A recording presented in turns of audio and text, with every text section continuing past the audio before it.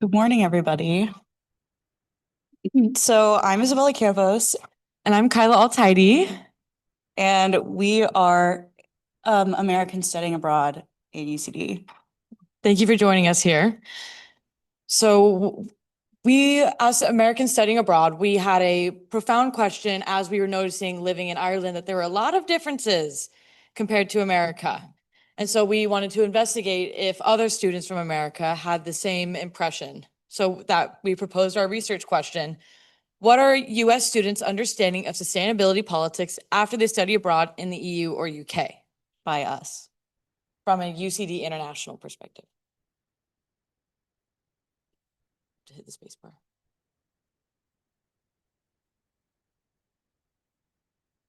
Joy.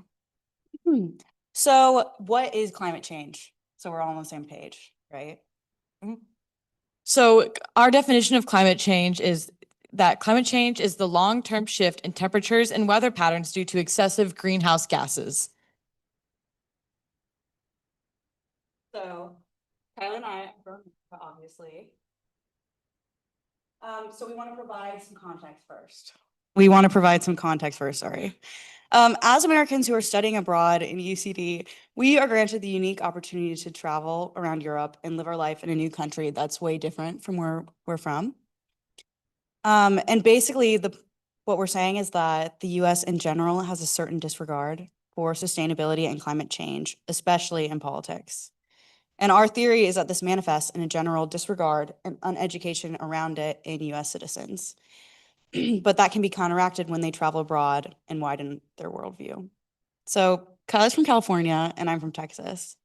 So that means we have at least slightly different perspectives on the political climate back home, since in general, California is more liberal than Texas, although we're both from big cities. So as I was a kid growing up in California, I had the privilege of experiencing almost every single type of geography you could have in the entire world in my one state. We have mountain ranges, coastline, deserts, valleys, and that allows me to have a broad perspective of how climate change is affecting every single one of these different types of geographies. One of the biggest differences that really started getting me thinking about climate change and what actions can be taken to mitigate it was I was on a camping trip up in the mountains and we were passing by a lake and there was a huge rock in the middle of the lake and you're like, wow, it's a big rock. That's nice. However, that rock used to be surrounded by almost 16 feet of water, which is about, I want to say 6 meters for my friends here. And that means that my friend who was in the car with me when she was younger would jump off that rock into the pool of lake around her and be able to swim around and do that as many times as she wanted. Now there was not a drop of water in sight.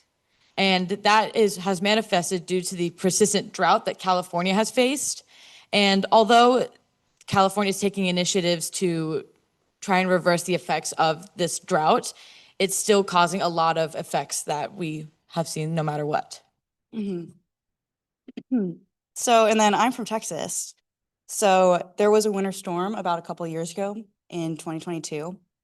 And the policies in Texas have basically no regard for sustainability or for climate change. Like our senator has gone out and said publicly that he won't believe in climate change until Texas freezes over.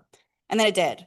The the power grid in Texas is disconnected from the rest of the states, so it doesn't have the same regulations in regards to cold weather as the rest of the country. And so there are power outages across the entirety of the state for like more than a week. Um, and our senator was just like off vacationing in Mexico at the time, which caused a scandal. And even afterwards, they never admitted that it was due to climate change or that the government had failed in providing help to people because they basically did nothing. And then I took an AP environmental science class in high school, which is like a college level class. And even though obviously my teacher believed in climate change, he didn't exactly go out and say that climate change is real at all. He showed us like the graph of the carbon output of Earth over its lifetime and let us make our own opinions on whether or not climate change is real because of the fear of backlash. Um, And I personally know a lot of people who are vehemently opposed to sustainability politics. And there's this like profound ignorance around it where people think it's fake or think that it would hurt industry to enforce regulations, basically. And these aren't like ignorant people who've like never left their small like town in Texas. These are smart people, doctors, lawyers, engineers who are very successful who think that climate change is fake. And that is very different than Ireland.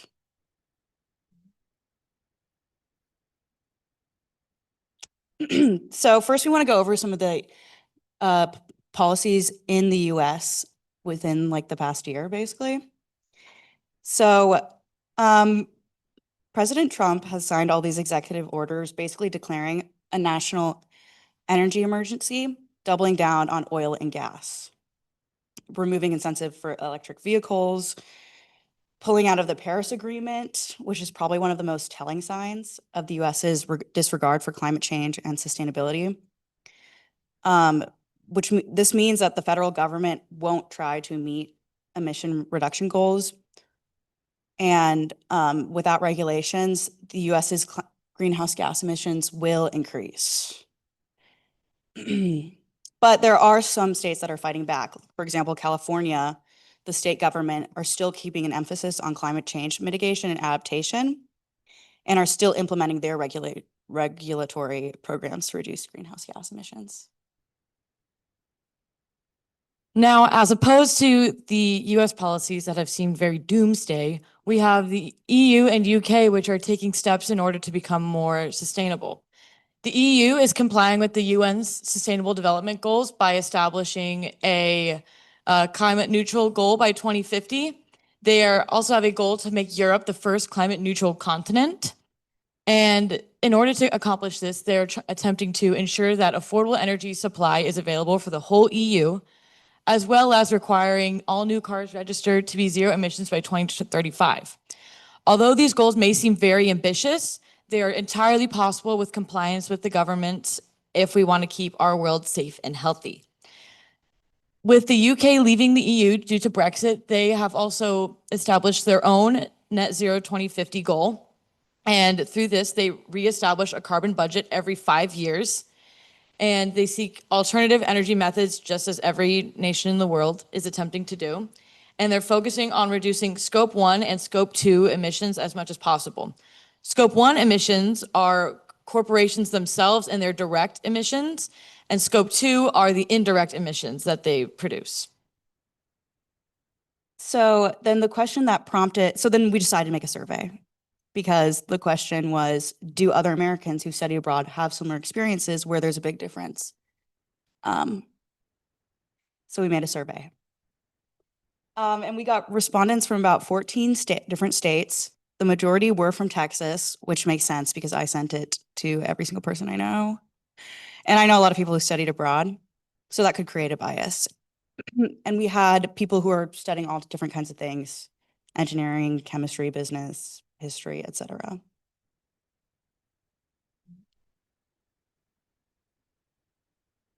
So how long did they study abroad for? About 50% of our respondents are people who are studying for a year or a year plus.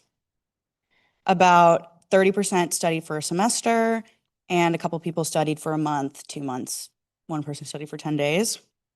This makes sense because this makes sense. That's mostly people who studied for a while because most of the people we know are doing like our full-time international students. So that could create a bias. And the majority of people studied abroad in Ireland, which also makes sense because people we know are going to be people we met in UCD. But there's also people who studied all over the EU. So, right. We wanted to get a first general understanding of most of our participants. And so we had asked them, how important is climate change to them personally? As we can see, the majority of our respondents are on the side that are very passionate about climate change. We do have a few honest responders who said that it is not that important to them. And it's just to get our general understanding for our future data.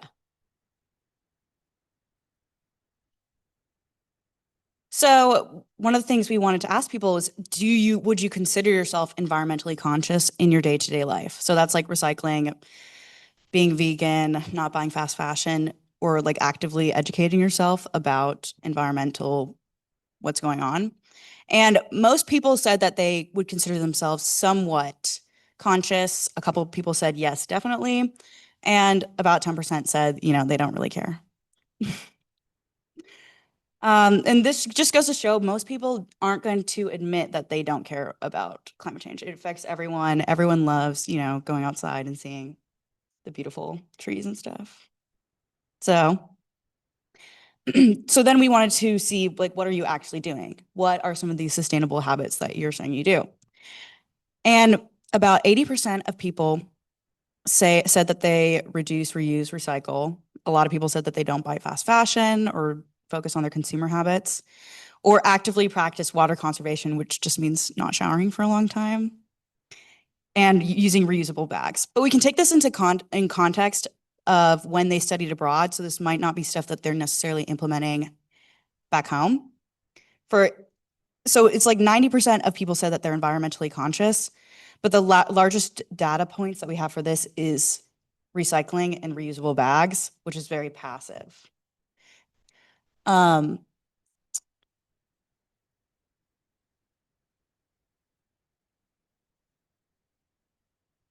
our next question was, how strongly do you think climate change is tied to the political identities in the US?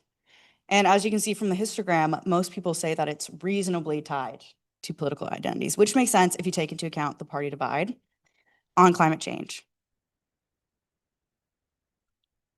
So with our respondents all studying abroad in the EU or UK, we had asked them if they noticed a general public attitude that was different than the US, and every single respondent was all in agreement that the US was not more proactive than the EU or UK in their climate change policies. Then we went on to ask them if they feel that climate change is more political in the US, and our overwhelming majority has now said that yes, it is, which ties back to the previous, that the EU is doing more. Mm-hmm. Although a couple people did say it's less political. Mm-hmm. I think 2 people said it's less political. And so now that we've had the general public attitude, we now wanted to focus more on students' attitude in the EU and UK. Most of the respondents have said that their EU and UK students are generally aware and supportive, but not really involved in sustainable policy actions. Whereas our American students were aware of the issues, but passive in response. These two answers show a significant difference because the EU and UK students are generally aware and supportive, meaning that they are involved in protests and actively seeking out different alternatives to be more sustainable, whereas American students could acknowledge climate change exists and move on with their day and not practice anymore. So then our next question is, did people notice there is a difference in how environmental issues are taught abroad in general? And there was an overwhelming response of yes, that climate change and sustainability are more considered abroad. There's more environmentally conscious practices. People have required sustainability modules.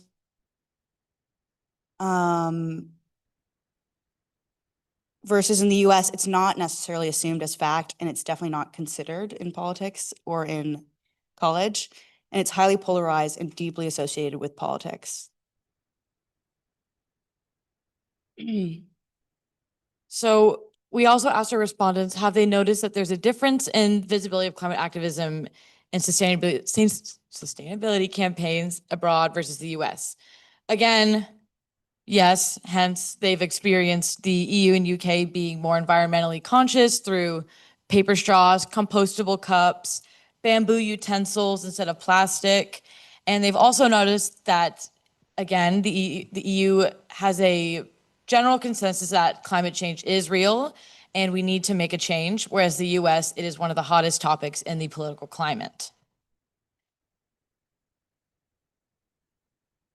So then we moved on, and all of the political campaigns, again, were the biggest issue. And here in the EU, there's a lot of different initiatives that are being taken. And again, the US cannot agree to even comply. Mm-hmm.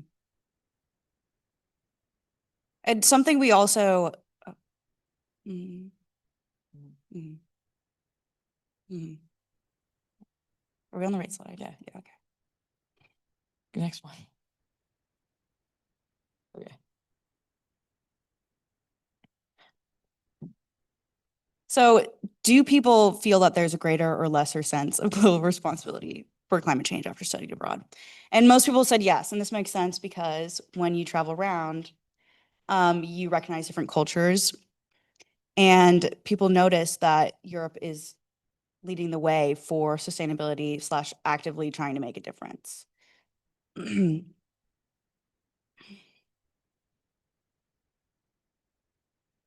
then what do people think that the US should adopt that we saw in the EU slash UK? And we got a lot of compostable single-use containers, waste reduction, reusable grocery bags. Like, for example, in California, I just found out this morning that they charge you for plastic bags in the grocery store, which they don't in Texas at all. And they have a lot of like paper bags and stuff, which doesn't exist in Texas, like, period. Very reusable. California is one of the most proactive states in the US. However, these initiatives have not caught on to the other states. Mm-hmm. Or like here or in California, y'all have compostable bins or whatever, compost bins, and Texas doesn't have that. So it's just general things that are sort of adopted into the lifestyle. Oops. Who do we think is more active in sustainability, the US or the EU?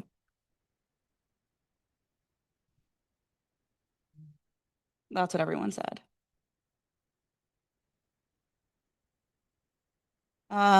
So then our next question was, do people agree with what the US is doing in sustainability and politics?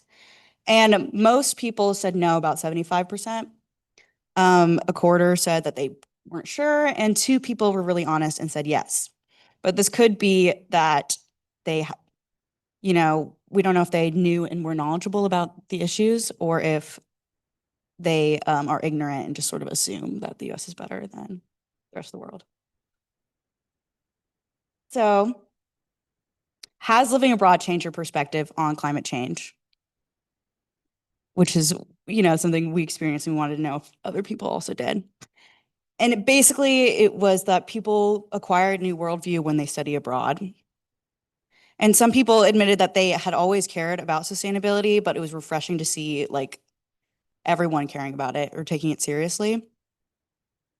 And basically, it's more political in the US and less in the EU slash UK. Yeah.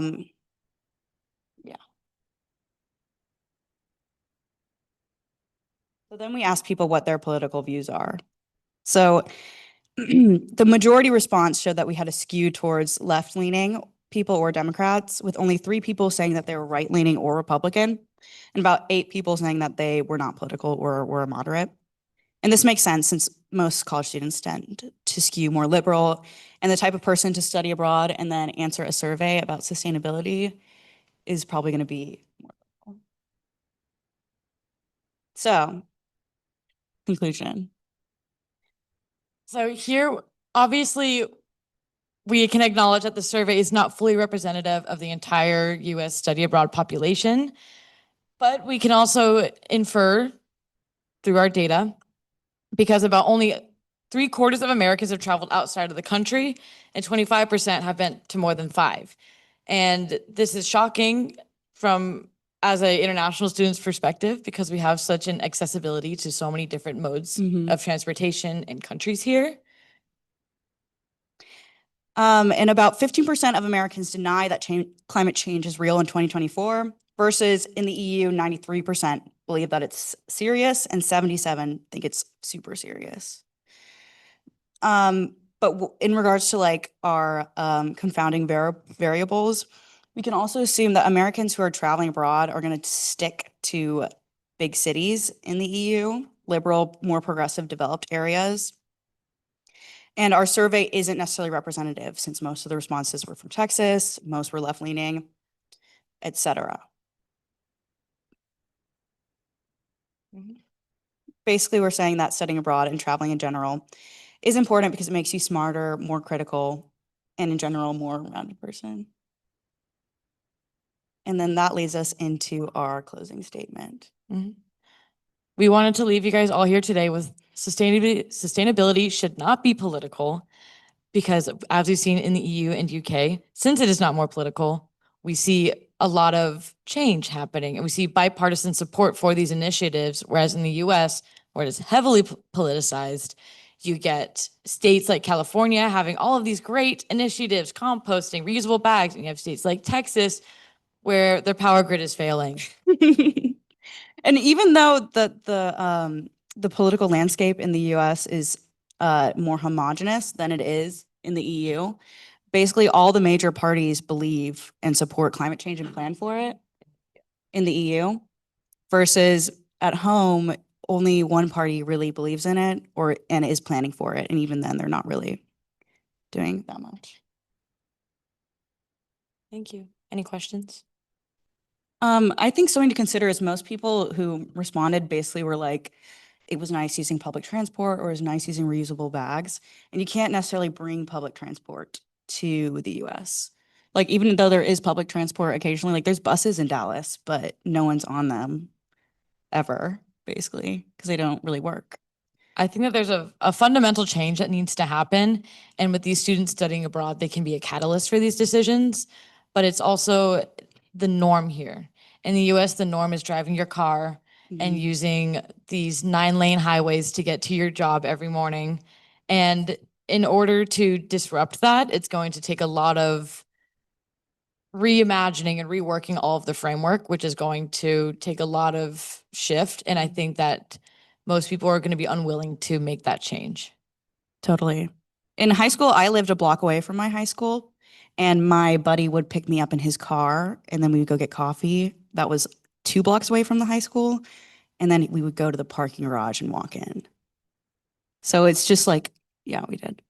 So it's just like, that's just how it is. Like, no one wants to walk around outside, even if it's super nearby. And there usually aren't places, it's not walkable, period. Question? I believe that in order to depoliticize that, it's going to need to be incentive based. Because nobody wants to do anything for free. It's always, what do I get out of it? And especially with the younger generations, they have, especially like me included, have big ambitions to have a nice house and a nice car. But if I want to, as I comply with sustainability protocols and initiatives, it's a lot of that stuff is going to be, I would say, less attainable in order to maintain with upkeeping old homes and old cars and or even transitioning into EVs. Totally. And also it's like here you can like return your like water bottles or in cans into Tesco. I'd never seen that before in my entire life. Like that just doesn't happen. Or like they don't have like plastic bags in the grocery store. So it needs to be incentivized. The buyback or not buyback, the what you guys have here where you deposit your cans and you get a voucher back for 10 cents a can. 15. 15 cents a can is incentive based. You do get your money back. And I do see a lot of people walking around collecting cans from other people in order to obtain that extra bit of cash. But I think it's going to need to be a bit more incentivized. Totally. California has a couple initiatives where if you buy an electric car, you do get tax breaks. Like I think your motor tax will be less if it is an electric car. And that's something that I think just is like sort of worldwide, is that people don't want to spend money on something just because it's more sustainable. And it's only so it needs to be like easier to be sustainable than to not be sustainable. Because you don't want to have to like go buy an expensive car when you already have one that works, even if it's spitting out like smog. Any more questions? Yes. Yes. The US is definitely a model, I would say, of what not to do because you see almost a gridlock of different policies. I And everyone's arguing all the time. I will not say though that politicizing it is a bad thing. It's a bad thing when it becomes an us versus them. Making it, having parties be involved in it and disagreeing is obviously a part of the general discourse. However, if it comes to a point where it's we're not going to involve electric cars in our incentives, or we're not going to tax these big oil companies because they're doing so much for our economy, then I believe that it's taking a step too far. And I think that also relates to the whole thing that it needs to be like easier to enact like sustainability. Like it needs to be cheaper because people care and governments care about the economy because that's what really affects people. And versus sustainability, you can just kind of keep pushing it off. Yeah. Yes. No, I have a question. Sorry. Do you think American reforms to like educate students better, or do you think that it's a case that like students are like aware in America but they just don't really care? It's like how do you just come across research to kind of I think that education should be more of a priority. It's just the reason like my environmental science teacher didn't tell us that climate change is real is because of the politics. Because where I'm from in Dallas, it's like super red, and it would like make a bunch of people angry if he was like going out of his way to talk about it. And even like I know lots of people who care about the environment, obviously, but they just don't like actually care. Like they don't really like keep updated with politics. They don't really, you know, keep sustainability sort of wandering around their brain. But I think rehashing the education system would be incredibly hard to do, especially since it's like state governed basically. Like there's not like a federal, unless you like college board. There would need to be a federal order for Yeah. all the states to comply with that. Yeah. And it's And then very you have private schools complicated. too. Like private schools don't have to do anything that public schools. They can basically teach whatever you want. Like I went to private school and we had a class about birds. And they can do whatever they want. They can teach you however they want to, and there's no regulations to it at all. And then in public school, it's state funded. So the state, if you aren't getting good test scores or whatever, they'll defund your school, and it like causes all these. It's really complicated. I wouldn't want to work for that. It sounds like a headache. Any last questions? Great. Thank you guys.